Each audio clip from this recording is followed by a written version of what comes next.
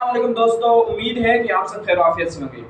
आज एक बार फिर आपके सामने हाजिर हूँ। आज के इस वीडियो के अंदर हम क्लास मैट्रिक का जो पहला चैप्टर है जिसका नाम है केमिकल इक्विलिब्रियम उसको शुरू करेंगे, उसको पढ़ेंगे। ठीक है, तो उससे पहले अगर आप हमारे चैनल पर नए हैं तो हमारे चैनल को सब्सक्राइब कर दें और अगर वीडियो अच्छी लगे तो वीडियो को लाइक कीजिएगा और वीडियो कंप्लीट देखिएगा ताकि आपको हर एक बात आसानी के साथ समझ में आ जाए। ठीक है, तो केमिकल इक्विलिब्रियम वो पढ़ने जा रहे हैं। अब सबसे पहले हमें यह समझना होगा कि इक्विलिब्रियम क्या होता है। ठीक है, क्लास 9 के अंदर अगर आपको याद हो तो आपने ये पढ़ा होगा क्लास 9 के अंदर के इक्विलिब्रियम क्या होता है। यानी इक्विलिब्रियम का मतलब होता है तवाज़ुन, यानी कोई चीज़ बैलेंस हो। मिसाल के तौर पर अगर ये चीज़ यहाँ पर इस तरह बैलेंस है तो मैं कहूँगा कि ये क्या है, इक्विलिब्रियम के अंदर है। ठीक है, यानी कोई भी चीज़ बैलेंस हो उसे हम इक्विलिब्रियम में कहते हैं। ठीक है, अब केमिकल इक्विलिब्रियम की तरफ आते हैं। ठीक है, अब केमिकल इक्विलिब्रियम समझने से पहले सबसे पहले हमें ये बात समझनी होगी कि केमिस्ट्री के अंदर हम क्या पढ़ते हैं। केमिस्ट्री के अंदर हम पढ़ते हैं केमिकल रिएक्शंस, केमिकल चेंजेस पढ़ते हैं। ठीक है, क्या पढ़ते हैं, केमिकल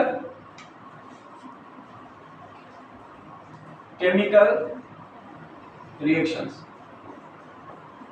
ठीक है, अब ये जो केमिकल रिएक्शंस होते हैं ना, ये दो तरह के होते हैं। ठीक है, एक केमिकल रिएक्शन होते हैं रिवर्सिबल और दूसरे होते हैं इरिवर्सिबल। ठीक है, अब रिवर्सिबल रिएक्शन क्या होते हैं और इरिवर्सिबल रिएक्शन क्या होते हैं। सबसे पहले रिवर्सिबल रिएक्शन वो होते हैं, ठीक है, रिवर्सिबल रिएक्शन वो होते हैं जो which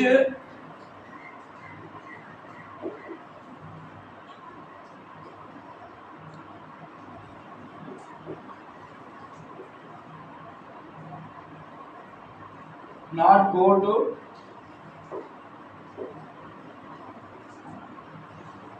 completion। ठीक है ना, यानी ऐसे रिएक्शन जो कभी भी which not go to completion यानी जो कंप्लीट नहीं होते, जो ऐसे केमिकल रिएक्शन जो कंप्लीट ना हो। अब किस तरह कंप्लीट नहीं होते, इस तरह के पहले क्या होता है, उन रिएक्शन के अंदर रिएक्टेंट प्रोडक्ट में कन्वर्ट होता है और फिर प्रोडक्ट रिएक्टेंट में कन्वर्ट होता है। अब ये आपको बात समझ या पता होगी कि केमिकल रिएक्शन किस तरह देखते हैं। केमिकल रिएक्शन के दो पार्ट होते हैं। सबसे पहले क्या होता है, रिएक्टेंट होता है।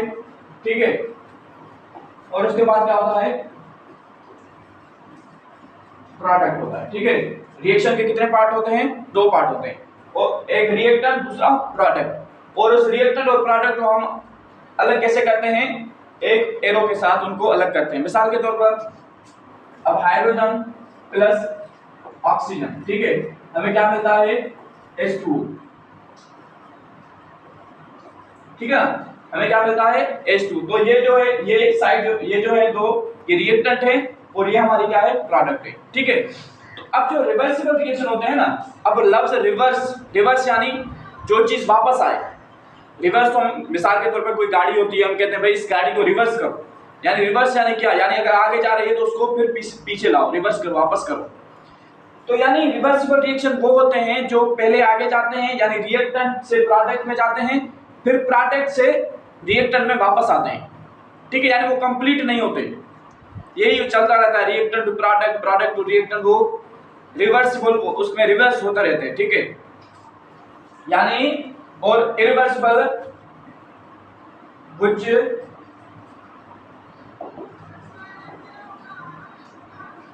go to complete।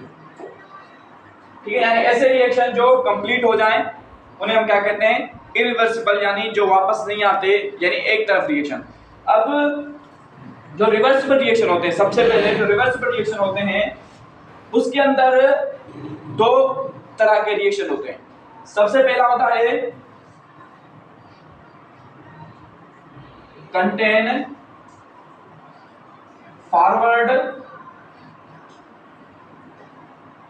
And reverse reaction. ठीक है, यानी ये जो रिवर्सिबल रिएक्शन है ना, उसमें नंबर पहली बात, एक रिएक्शन होता है फॉरवर्ड रिएक्शन। क्या होता है? फॉरवर्ड। दूसरा क्या होता है? Reverse reaction. दो रिएक्शन होते हैं जो एक ही साथ परफॉर्म हो रहे होते हैं। अब मिसाल के तौर पर अगर मिसाल में हम एग्जाम्पल लेते हैं अमोनिया का, ठीक है। अब जब हम अमोनिया को तैयार करते हैं तो सबसे पहले हम क्या करते हैं, नाइट्रोजन को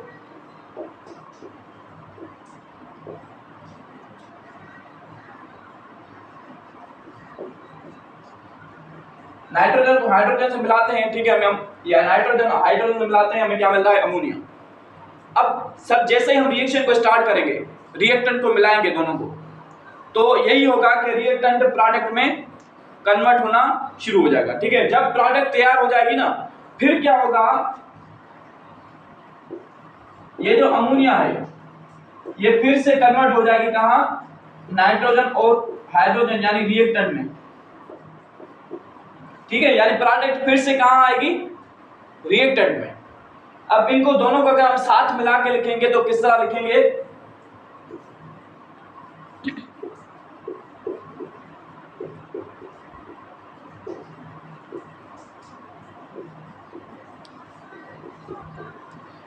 इस तरह लिखेंगे। अब यानी ये जो डबल एरो है,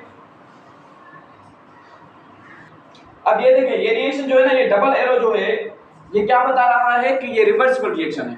क्या है? कौन सा रिएक्शन है? रिवर्सिबल रिएक्शन को हम कहां इस डबल एरो से शो करते हैं, ठीक है।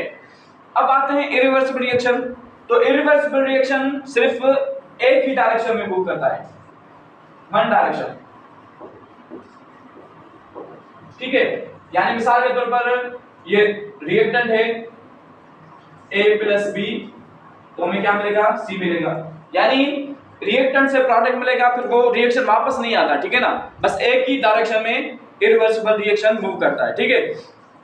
और दूसरी बात, इसमें न फॉरवर्ड रिएक्शन होता है इरिवर्सिबल में और ना ही रिवर्स रिएक्शन होता है, ठीक है। यानी सिर्फ एक ही डायरेक्शन के अंदर ये मूव करता है। तो उम्मीद है कि आपको ये बात समझ में आ गई होगी। अगर बात समझ में नहीं आई तो आप क्वेश्चन कर सकते हैं। इंशाल्लाह अगली वीडियो के अंदर हम आगे बढ़ेंगे। अस्सलाम वालेकुम व रहमतुल्लाहि व बरकातहू।